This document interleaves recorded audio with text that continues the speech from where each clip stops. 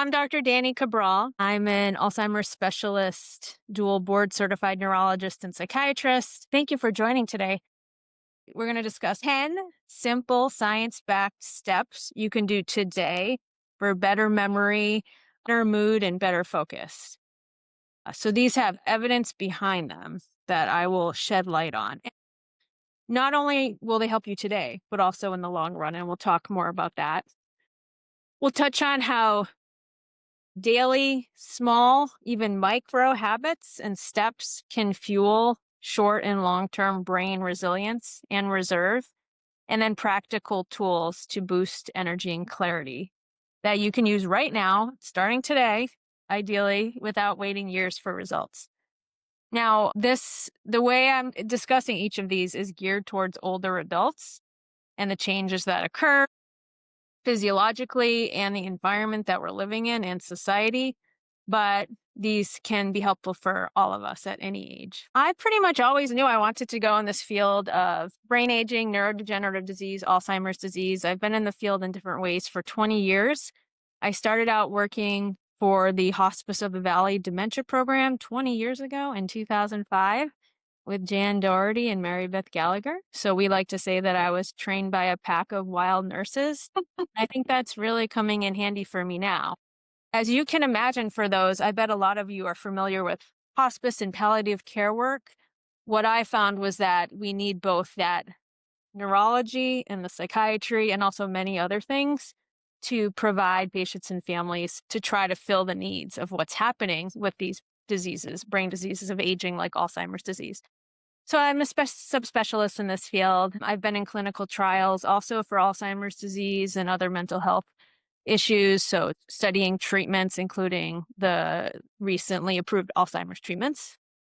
I founded BrainLove, which I'll talk more about at the end, as a way to try to fill the gaps for what I've been hearing from individuals and families while I've been working in specialty memory centers of things that people aren't getting, needs that are not getting met. And I'm not seeing the system changing fast enough. And so I just wanted to just go for it and try to do these things and listen to patients and families and be able to adapt quickly. I'm an assistant professor of neurology and psychiatry at the University of Arizona. A good way to approach this and thinking about these 10 tune-up tips or any brain tune-up tips is we want to build cognitive reserve and cognitive resilience. And these things are going to help us today and in the future. Now, they're overlapping. These are integrated. Let's just break down the difference. So cognitive reserve is a capacity that we're building over our lifetimes. And that starts even when we're in utero. And in fact, we know that starts with our parents and their parents and things that have been passed on to us. But certainly this is accruing over the years. Resilience is how well you use and adapt that capacity in the moment. And so I like to call it the bounce back. And I'm sure that probably every one of us here can relate to that. As we get older, it is harder to bounce back. Okay, and so we're going to talk a little bit about why that is and how these tools we're talking about today are going to help us overcome that in many ways. So cognitive reserve is like the size of your savings account, and cognitive resilience is how you manage and stretch those dollars when life throws you a curveball. So you can have all the cognitive reserve, but if you don't know how to use it when something hits you, an insult, a trauma, an illness, any of these can be physical, medical, emotional, psychological, financial, practical. It's how you use those things. And I'm really interested in resilience and focusing on that as the frame by which we approach helping support individuals and families. So what happens as we age that makes things a little more challenging and makes it harder for us to bounce back? We have just biological wear and tear. Our bodies, we are aging starting the day we're born. And over time, especially once we're hitting the late 30s, our cells start to accumulate damage from a variety of things. This happens to all of us. Oxidative stress, inflammation, reduced repair systems. And then this is happening throughout our body and our organs, and this impacts our reserve capacity. So when you're 30 and you get the flu, you may be out of commission for 3 days, but when you're 80, you may be out of commission for weeks and maybe even months. And then when you have something on top of that at 80, like Alzheimer's disease, that pushes that out even farther. That can take longer because you have less reserve at that point. Now, before we jump into these 10 things, it's so important that each of you walk away from this talk having a personalized action plan. Because to me, there's no point in getting all this knowledge if we're not going to act on it. Okay. And so we have a scorecard here. All right. So what you're going to see is a place to fill in to self-rate in each of the areas that we're going to review. Based on the last 3 months, please rate yourself from 10 being excellent to 1 being poor in each of these areas. I tried to come up with a gentler word than poor, but then I'm like, I'm very direct and straightforward. So it's like, let's be honest with our self-appraisal, because that's really how we're going to make progress.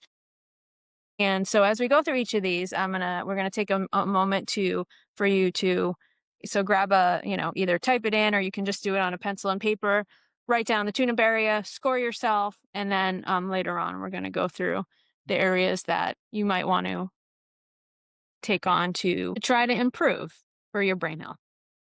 All right, so I'm going back to the slides here. All right. So this isn't, you're not going to send this to me. This is just for you. So you can be brutally honest with yourself or whatever you want to do. Okay. All right. So we're going to start with 10. We're going to go down from 10 to 1. And, one might surprise you what I put there. The first one, dial in your brain circulation. Our brains have so many blood vessels and there's so much blood is flowing to there. It's actually accounts for 25% of the blood coming from the heart goes to the brain. The brain isn't 25% of the weight of our bodies, but it's so metabolically active. There's so much happening there that it requires 25% of our blood flow. So you can imagine that if we're not getting that blood flow properly for different reasons, a lot of things are going to be challenged, including our thinking. So I see this a lot in older adults for different reasons. It's either too high or too low. We want the Goldilocks principle for optimal brain flow. So when our blood is flowing to the brain, we're getting all sorts of nutrients, oxygen, essential components that our brain needs. And when it's consistently too high, we're damaging the blood vessels, and people tend to maybe be more, if it's quite high consistently, they tend to be maybe more amped up. They're maybe more anxious. I think for me, the bigger challenge that I see is too low blood pressure. Okay, because that depresses our thinking. That makes us feel sleepy. That makes us feel like we're walking in the mud. We don't have a lot of motivation. Now, what influences the blood pressure to be too low? So certainly, obviously, being hydrated. Now, maybe it's obvious, but yet a lot of people don't drink enough water. And especially as we get older, our thirst mechanism decreases. We actually are still thirsty, but we don't detect it. We don't sense it until it's very far along. And so by the time we're feeling thirsty as older adults, say 60 or older, we're very, very thirsty. And at that point, we're probably dehydrated. And that means the blood volume's lower everywhere, including going to the brain. And I'm sure we can all relate to feeling dehydrated and not thinking straight and having trouble in a variety of ways, cognitively, functionally, mood-wise. So staying hydrated is so important. Medications certainly can lower blood pressure. And of course, antihypertensive, specifically blood pressure medications, lower blood pressure. And what I come up against not infrequently is that the blood pressure is being lowered to the satisfaction of the cardiologist. So it's like quite low. Like maybe you'll meet an 80-year-old with the blood pressure of a 25-year-old. So it's like 105 over 65.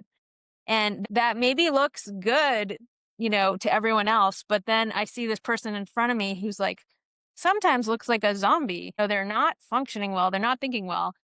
It's about finding the optimal blood pressure for your age. And sometimes it does require collaborating with the cardiologist to say, okay, let's maybe try decreasing the blood pressure medications just a little bit get that blood pressure up to, I would say even 120 over 80 would be good for that 80-year-old, or even maybe a little higher, but you're weighing, how is it going to impact the heart and the blood vessels.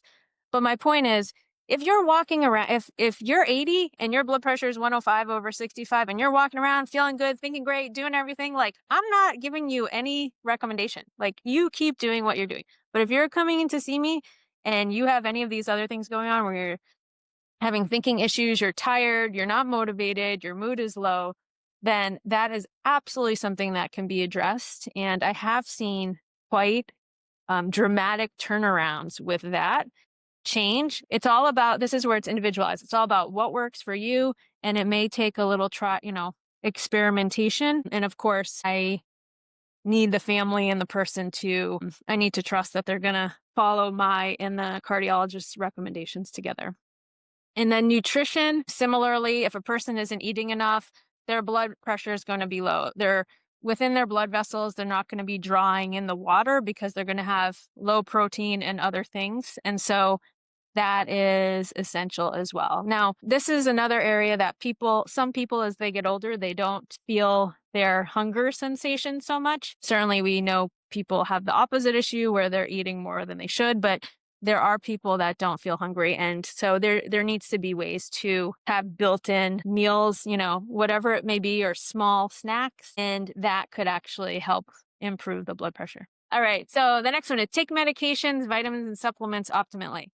This is another one that I see very frequently, and it's frustrating, but also easily remedied in some ways. So many people, especially these days, and especially with getting 90-day supplies of everything, they don't take their medications at the frequency and the dosing that is indicated and recommended and prescribed. They might say, well, I'm going to take, instead of one a day, I'm going to take one every other day, or I'm going to take one a day and then half the next day and there's different reasons people do that. And maybe it's because they're not feeling great on the medication, or they just want to, tweak it a little and see what it does without their clinician or prescriber's guidance, or they're forgetting to take their medications. That is very common. That is more problematic as we're getting older. If we're taking medications incorrectly, erratically, our bodies if we've been on a medication for months to years, our bodies, our systems, our brains, our receptors are expecting that at a set time. And if you're not giving your body what it's expecting, it can't work for you and with you optimally in a variety of ways. And so particularly if a person has diabetes and they're not taking their medications correctly, their blood sugars fluctuating wildly. And we'll talk about that one in a moment. I've seen people do so much better when they get their medications on track. So if you happen to have a loved one who has memory loss, and even if it's a little or you suspect it, I would make sure that they're taking their medications correctly. You may find they're not, and they're maybe forgetting. And once you get them on track, they suddenly are thinking better, feeling better. And you may also find it turns out they are on too many medications when they're actually taking them correctly. It's like, you don't need 3 blood pressure medications. It turns out you only need 1 and you weren't taking the 1. So your primary care didn't know you weren't taking it. Your blood pressure was high, so they added something else. And it's like that, so it's very important to get on the right medications and take them correctly. So reevaluate. Also, maybe you've been taking certain supplements and vitamins for 40, 50 years, and you may not need those anymore, or they may not be helping. And it's important to reevaluate what you need. Another one is to avoid taking vitamins before bed. And that's mainly because they can keep you awake. So especially if you're having sleep issues, that's one to look at and to change. Now, if you're not having sleep issues and you're taking your vitamin supplements before bed, I don't care. Keep doing that. Like, it's not causing the problem with that. And then the final point is all over-the-counter vitamins and supplements should be third-party tested. If they're not, then we can't be sure what is in those things we're buying on Amazon. There could be all sorts of trace things in there that are toxic, frankly. So it's important, and it's worth paying a little extra to make sure they're third-party tested. Now, I just put this picture of this automated pill dispenser here. I think these are fantastic, and these are now very affordable. And they can make a huge difference. consider getting one for yourself or your loved one, especially as we're getting older. Because again, we might be 25 and missing our medications periodically, and it's not causing or impacting our cognition and our function and our mood. But then when we're missing medications when we're 75, that could be if it's now twice a week. So these are great.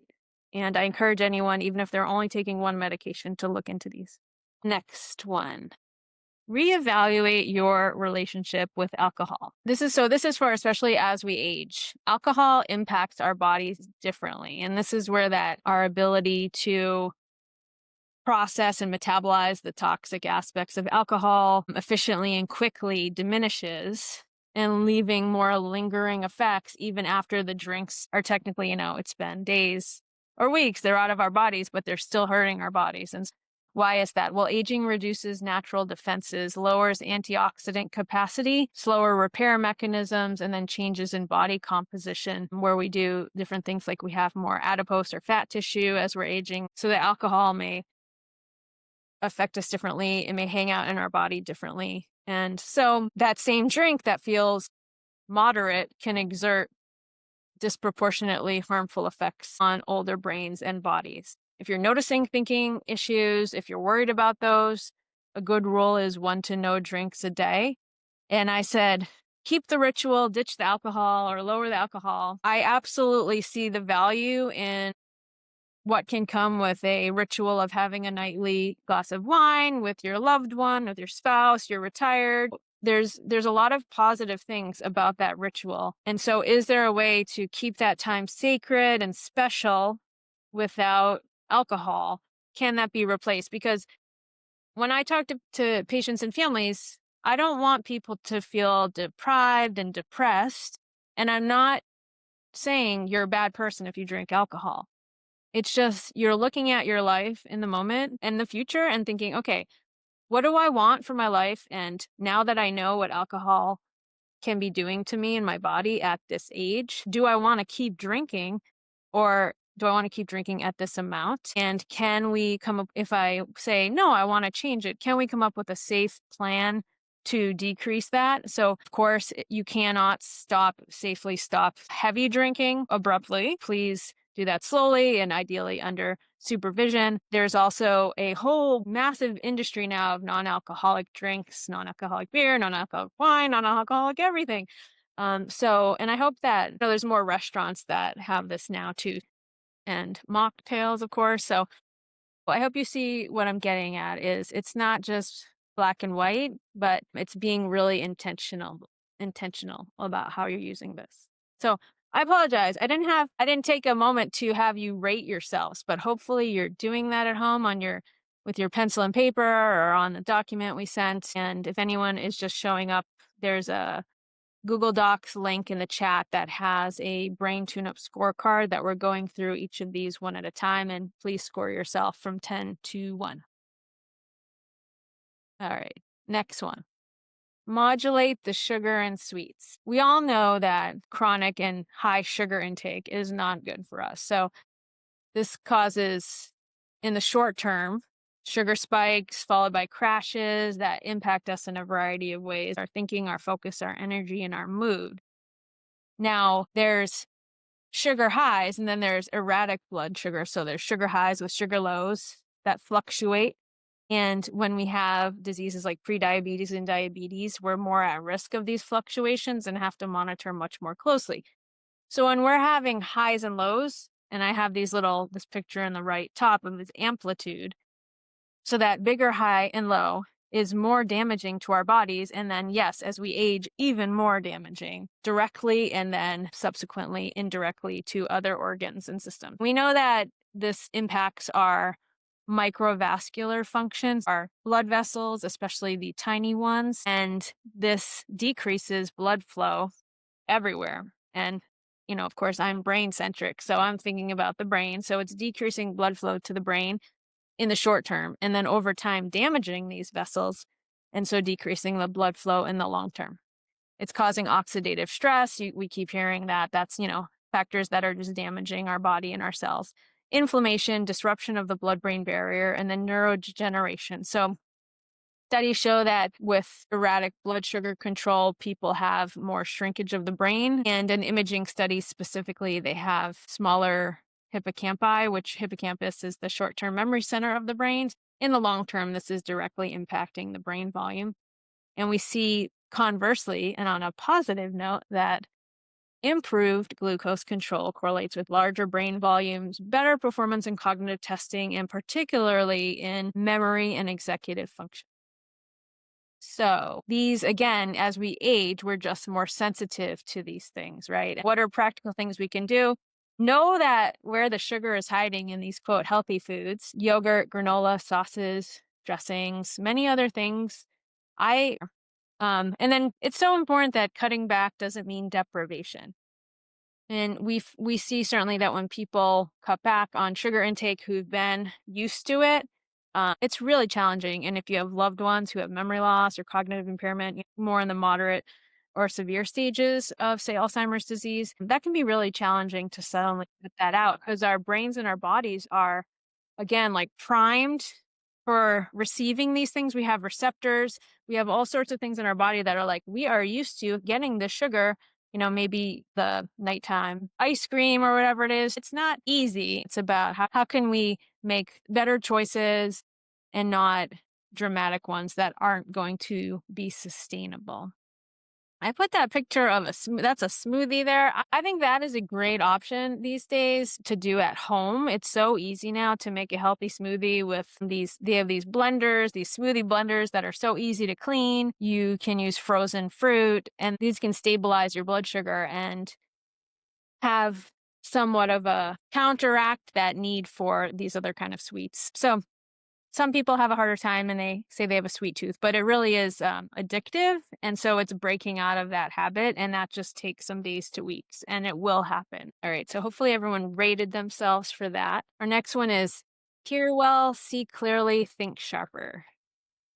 Okay. So this probably seems obvious. If you get your impaired vision corrected with glasses, contacts, cataract surgery, for example, or if you get your hearing loss addressed with hearing aids and cochlear implants, we see consistently that cognitive testing improves in individuals in the short term. And now we know that hearing loss and vision loss are on that list of 14 modifiable risk factors to prevent Alzheimer's and related diseases later.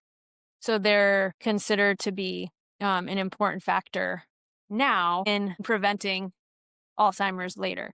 And why is that? Well, what we think is that your brain is not getting stimulated as much if you have sensory impairment. So if you're not seeing as clearly and as sharply, if you're not hearing as well, there's less stimulation. And so your brain is sort of not working as hard in the right ways and your world gets smaller. And this happens very slowly and insidiously.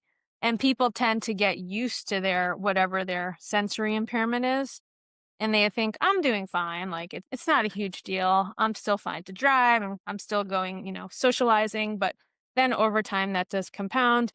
It's hurting our neural networks. Our brains basically do shrink. And we see on the flip side, amazingly, that people who have cataract surgery have a lower risk of going on to develop Alzheimer's, years later, even within 5 years. So that's pretty powerful. We also think that what's happening when people are not having these things corrected is that their brains are directing energy to try to hear, try to see, and diverting energy from cognitive tasks, things that they should be using their brain power for. So it's going in the wrong direction. So that's another reason. And then, of course, when you're hearing better and seeing better, this encourages social interaction and activity, which there's so many benefits to that, including improving cognition. I think I hear a lot about getting hearing aids. That is, people can be resistant to that.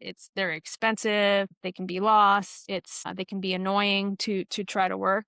Yet we have clear data that in the short term and the long term, there's so many benefits, especially for cognition. And the last point, lowering frustration, depression, and fatigue, and all of those impact thinking. So there's this compound effect with this. Okay, next one. Strengthen your routine. What I'm talking about is right now is circadian rhythms, which some of you may know about and some of you may not. Essentially, is your daily routine, your weekly routine, is it pretty set in terms of what time you wake up, what time you go to sleep, what time you have your meals, what time you exercise, what time you socialize, your work, your school, or is it all over the place? Now, I'm very fascinated by circadian rhythms and circadian neurobiology. What we have here in this picture, we have uh, how external factors, those time cues, tell our brains what to do with our bodies in terms of all of our physiologic functions. So, besides waking up, besides the sleep wake cycle telling us when to wake and when to go to sleep, it's telling us when should our body temperature be higher or lower? When should our stress hormones, our cortisol, kick up or decrease? When should we be having bowel movements? When should we expect to eat meals and get our bodies queued up for processing food and digesting optimally? So, the strongest of these cues is the sun.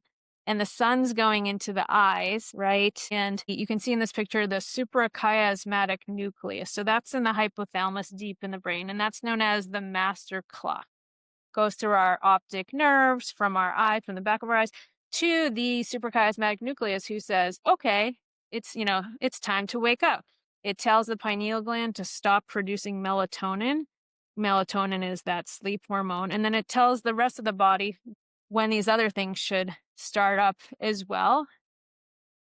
Um, the more that we help those external cues tell our brain and train our brain and our bodies, we can optimally have our physiologic functions primed to do their best. So that last bullet point. So we support optimal timing of neuroendocrine, metabolic, and cognitive processes and preserve the amplitude and stability of circadian rhythms that naturally decline with age. So why are these naturally declining with age? Well, it seems to largely have to do with just the body breaking down with age. And for example, our vision decreases. We may have cataracts, so the light isn't coming in as readily. That optic nerve may be atrophying a bit. The hypothalamus may be atrophying. So it's just not as getting through efficiently and then to tell our bodies what to do. So that's why it's so important as we get older that we are actively we're instituting our own external regulators. So we have to really be rigid in some ways about making sure we're not getting that light into our eyes when it's time to go to bed.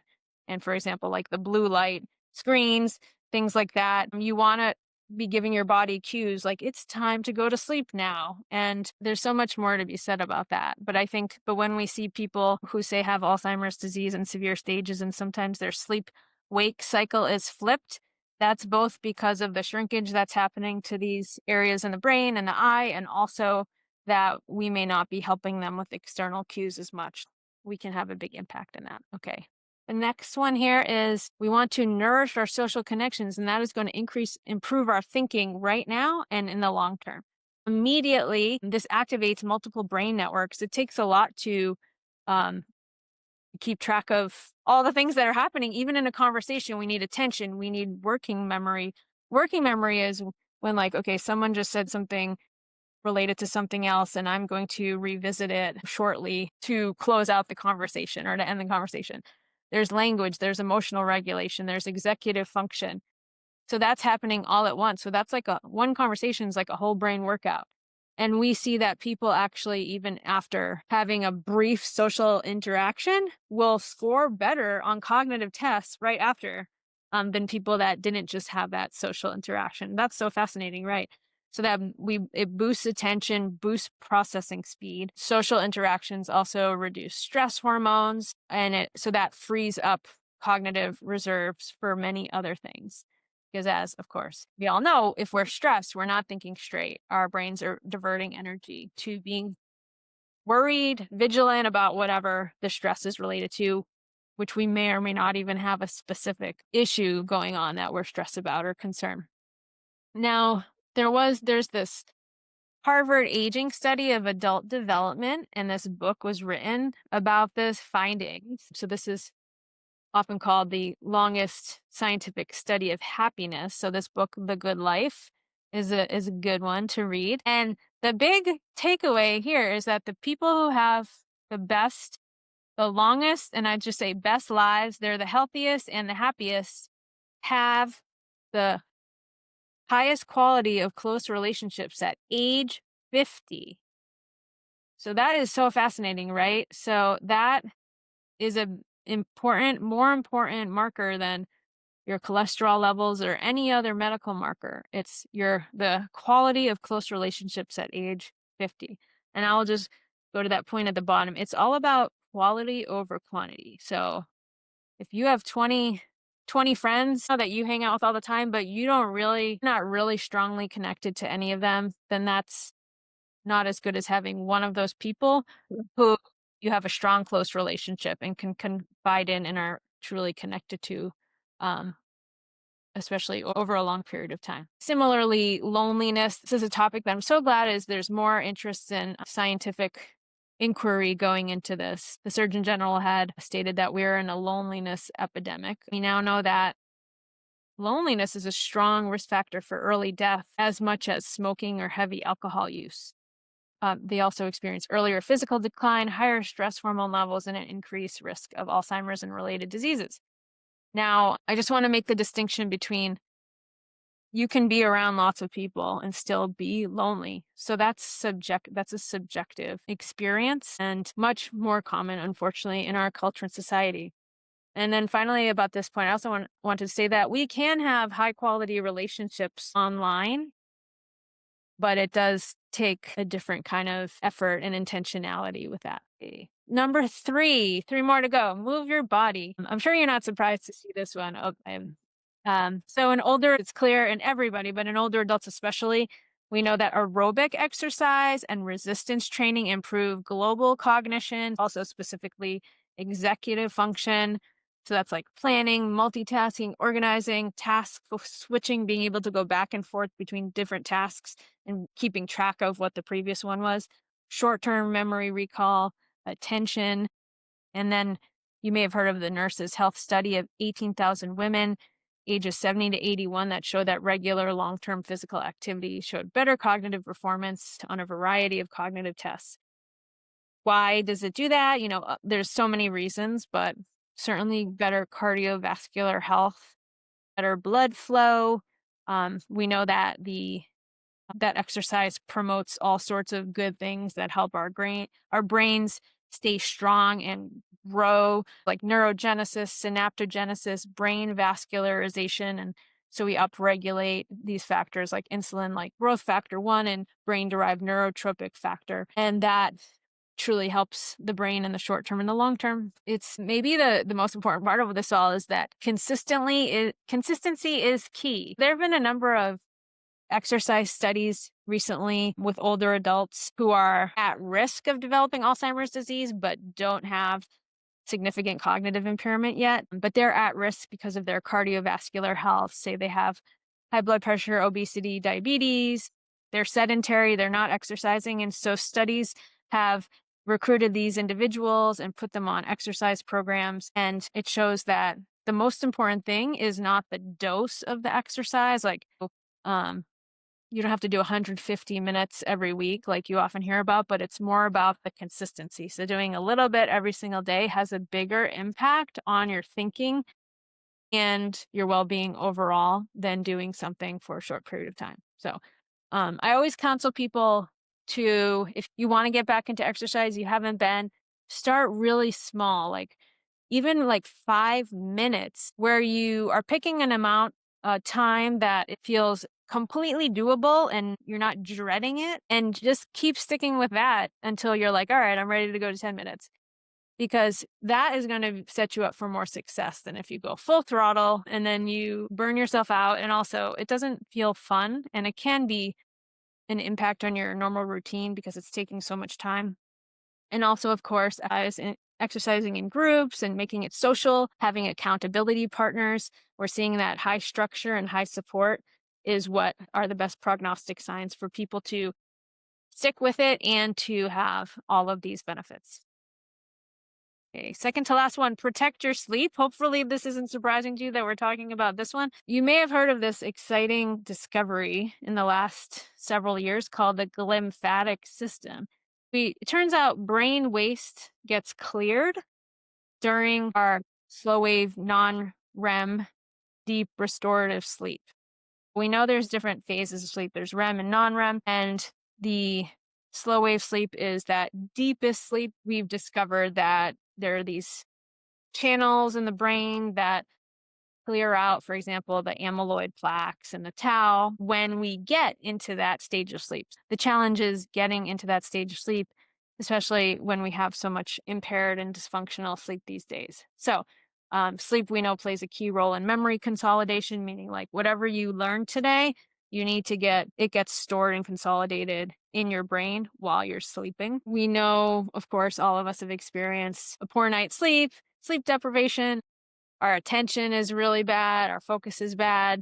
Our mood, we're cranky. We have lower emotional regulation. Let's talk about other sneaky things that may be happening with sleep that people aren't aware of.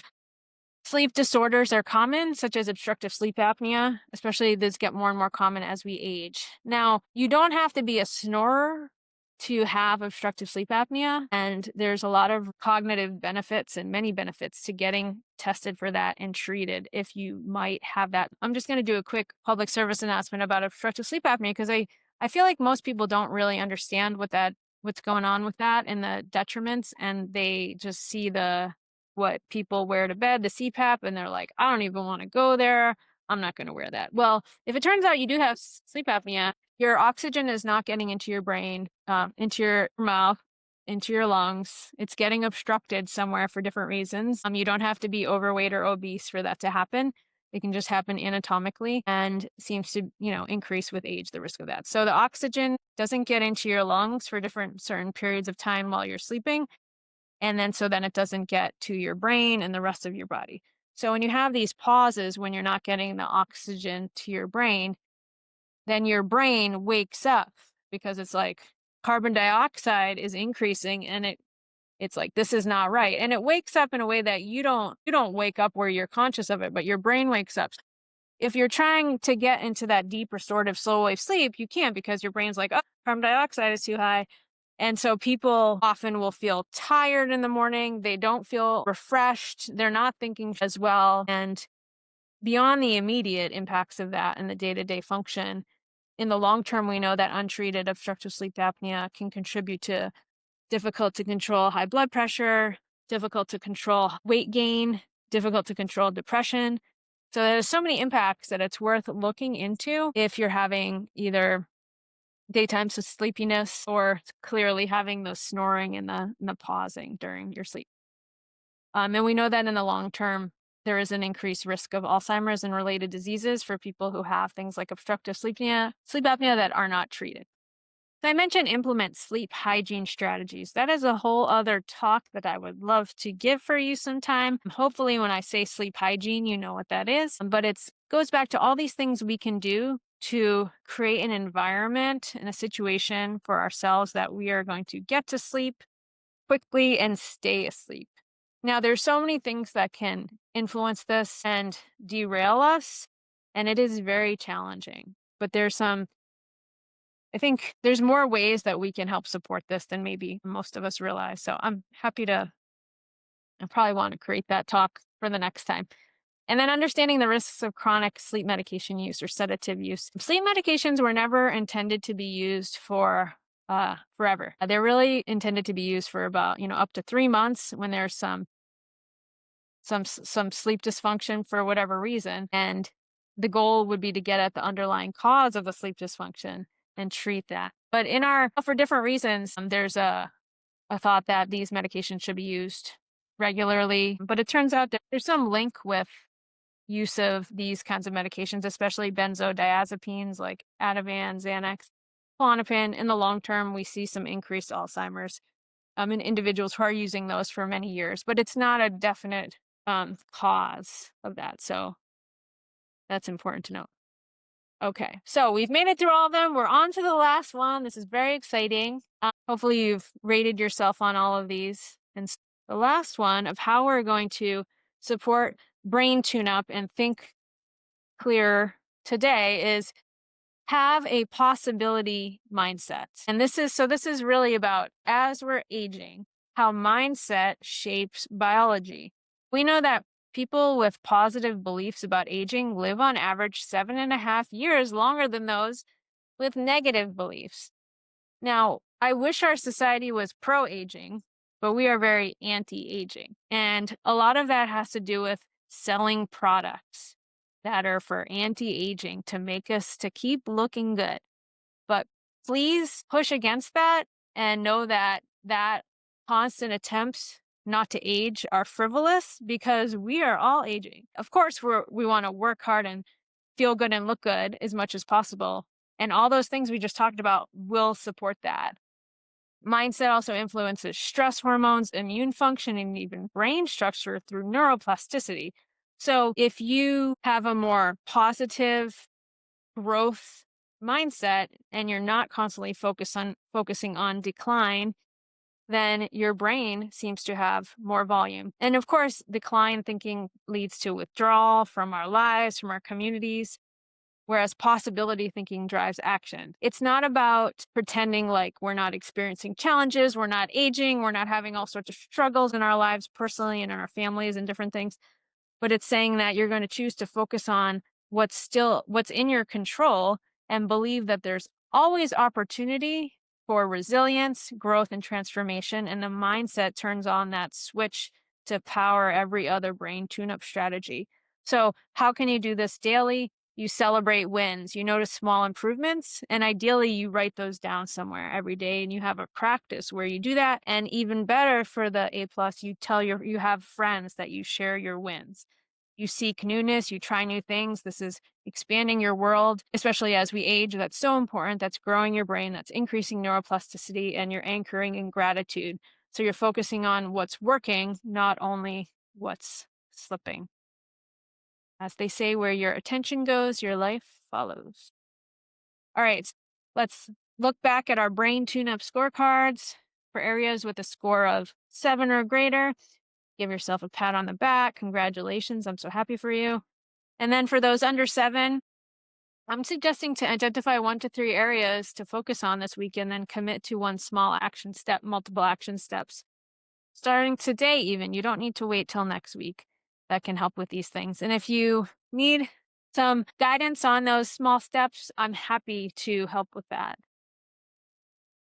So why don't we take a moment, and as we're getting to the final minutes here, and you can start on this, think about this, and then I hope that you all, if you haven't during this talk, finish up and do have an action plan, even one area for yourself. And I would love to hear from you if you found this helpful at all and what you ended up doing and how that went. Please share this with me. Our guiding principles for BrainLove. So we're going to change as we're aging. Things are changing, but adaptation is the key to resilience. And with adaptation, we need to be open and honest about what's changing. Consistent small steps create big change. Mindset is the master switch. Let's celebrate progress and not try to be perfect. Because what is perfection anyway, right? And then knowledge must lead to action from my perspective. I just wanted to briefly tell you about a little bit more about BrainLove. What we're trying to do, as hopefully you can see, is we want to change the narrative about what's happening with aging and with these brain diseases of aging to focus on what's possible and not just focus on decline. We want to help provide clarity about what's actually happening so people understand for themselves and their families, like what is going on with themselves, in their brains, with their family members. We want to help give people confidence in how to move forward. And then connection to yourself, to each other, and a supportive community so you don't feel alone. Because so many people are going through cognitive changes with aging. And there is a stigma. So we got to stop that. We have a comprehensive holistic medical practice for patients and care partners. We have annual memberships for patients or care partners or both. So I'm a neurologist and a psychiatrist. I do provide psychiatric and psychologic support for care partners separately in their own right. So you don't have to have a loved one with Alzheimer's be a BrainLove patient. You yourself can be a BrainLove patient. And then your first visit is within 2 weeks of enrollment. That is very tough in the neurology side to get in 2 weeks. It usually takes months to years. And then there's in-person and telehealth. Your team includes myself and then a brain health advisor, recreational therapist. And then we have partnerships with all sorts of agencies, clinicians, because we can't do this alone. We talked about by combining cutting edge science with whole person care. Our practice is located at 8th Ave in Maryland in Phoenix within the building of Vital Integrative Medicine. Well, we have all sorts of social media. You can email me at drcabral@mybrainlove.com. Our website is there, mybrainlove.com. Please feel free to reach out. Thank you, everyone.